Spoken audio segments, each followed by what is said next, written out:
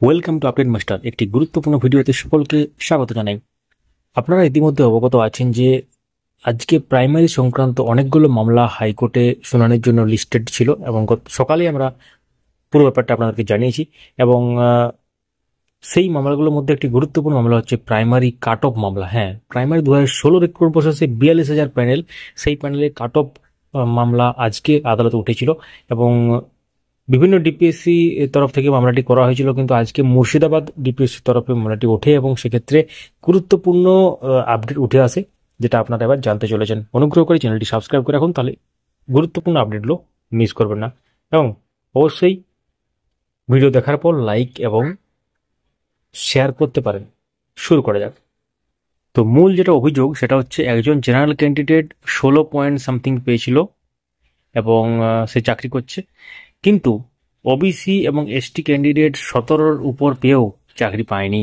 এটা কিন্তু মূল বিষয় ছিল এবং সেক্ষেত্রে মাননীয় বিচারপতি অমৃতা সিনহার এজলাসে এটি উঠেছিল। আপনারা ইতিমধ্যে জানেন যে honourable justice Rajasekhar Mantha primary সংক্রান্ত মামলা আগে যিনি দেখতেন আর কি, তার এজলাসে উঠতো।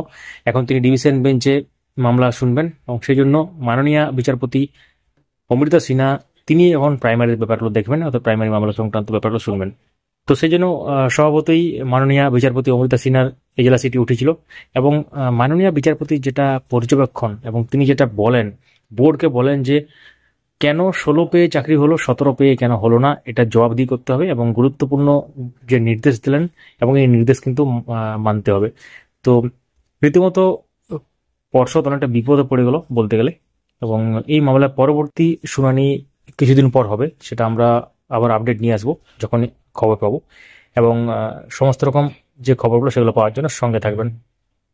তো এই মামলাটি বেশিক্ষণ শুনানি হয়নি, জাস্ট এটাই হয়েছে। এবং আরও গুরুত্বপূর্ণ তথ্য আসছে, প্রাইমারি টেট 2014 ওএমআর সংক্রান্ত সিবিআই যে ইনকোয়ারি বা ইনভেস্টিগেশন, সেই সংক্রান্ত হার্ড ডিস্ক এবং ওএমআর সংক্রান্ত যে ব্যাপার, অর্থাৎ সার্ভার এবং সার্ভার থেকে তথ্য ডিলিট এবং কিভাবে স্ক্যান হতো, পুরো ব্যাপারটা নিয়ে একটি চাঞ্চল্যকর তথ্য সামনে এসেছে, যেটা এই ভিডিওর পরের ভিডিওতে আমরা আনছি। সম্ভবত আজকে সন্ধ্যাবেলা বা কালকের দিন আপনারা পেয়ে যাবেন।